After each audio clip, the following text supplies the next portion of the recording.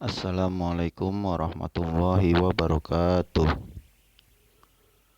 Mari kita mulai pembelajaran hari ini dengan mengucapkan basmalah.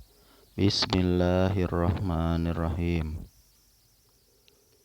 Pada hari ini yang akan kita pelajari adalah materi IPA dengan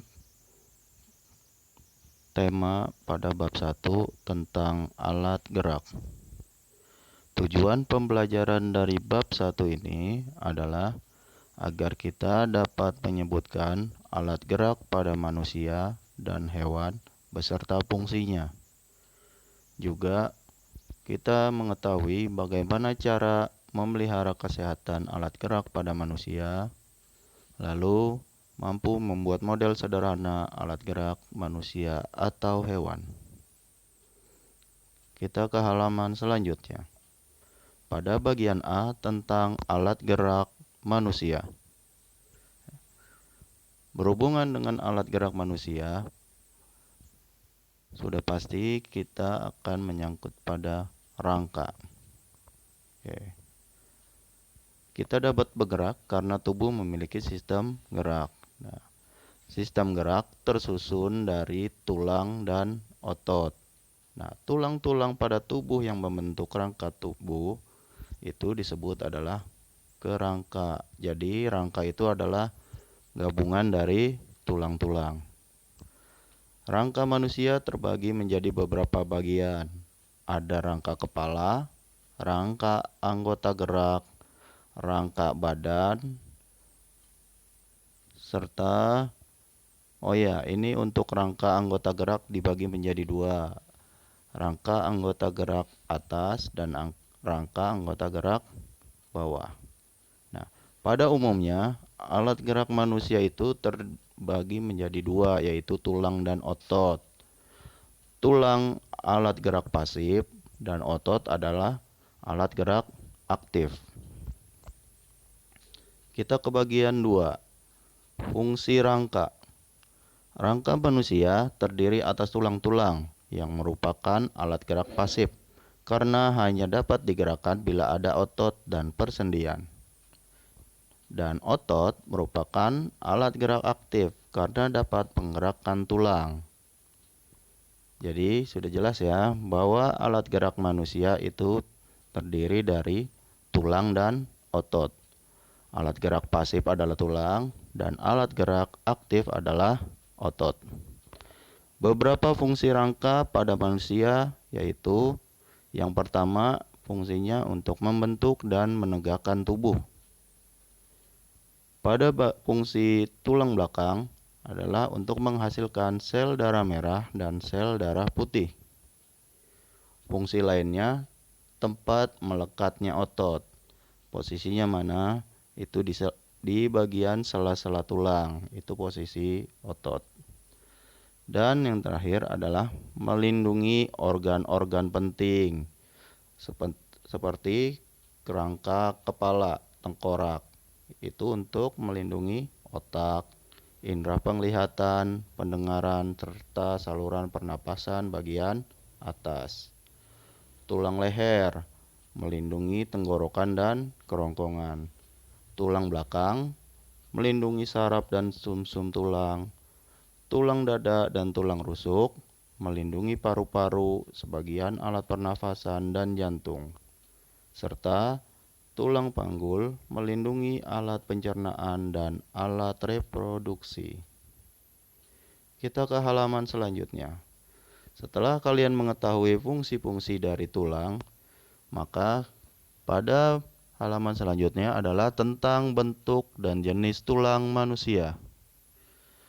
Berdasarkan bentuknya, tulang terbagi menjadi 3. Yang pertama, tulang pipa. Yang kedua, tulang pipi. Dan yang keempat adalah tulang pendek. Namun sebenarnya ada lagi ini, tulang tidak beraturan. Apa itu? Kita jelaskan satu persatu. Tulang pipa merupakan tulang yang berbentuk silinder dan berongga di bagian tengahnya.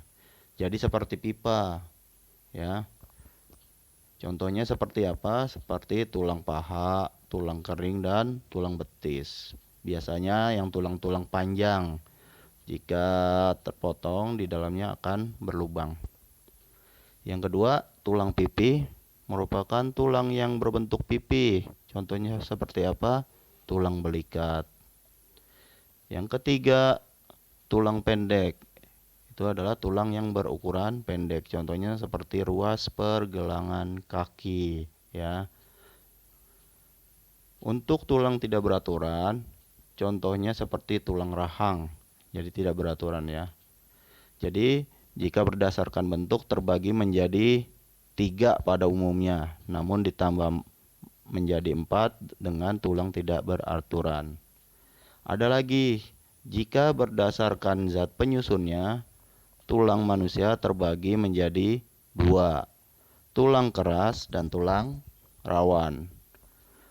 Kalau tulang keras merupakan tulang yang tersusun dari zat kapur, maka tulang rawan tersusun dari sedikit zat kapur. Kalau tulang keras contohnya seperti apa? Seperti tulang anggota gerak, tulang belakang. Sedangkan kalau tulang rawan contohnya seperti daun telinga. Jadi jika kalian pegang daun telinga seperti berkembang. Padahal sebenarnya di situ ada tulang, yaitu tulang rawan yang memiliki sifat lentur.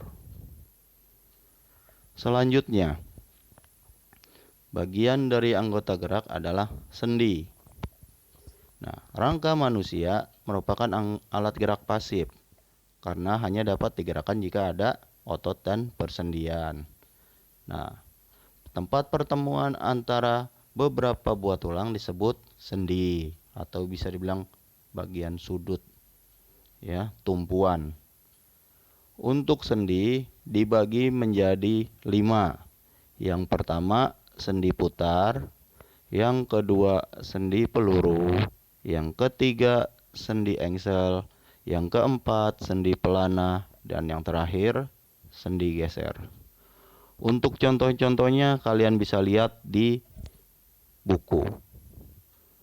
Selanjutnya yang merupakan alat gerak aktif yaitu otot. Jadi jika tulang tidak ada ototnya maka tidak akan bergerak. Jadi yang menggerakkan adalah otot. Ketika otot bergerak, otot akan membesar, bisa memendek, bahkan bisa mengeras.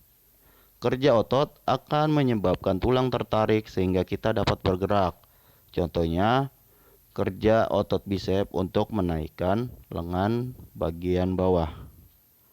Jika kalian ingin melihat cara kerja otot, kalian bisa scan barcode yang ada di setiap halaman pada buku ini. Baik, sekian. Itu saja materi untuk hari ini. Kita akan melanjutkan tugas di LKS dan akan diinfokan selanjutnya. Assalamualaikum warahmatullahi wabarakatuh.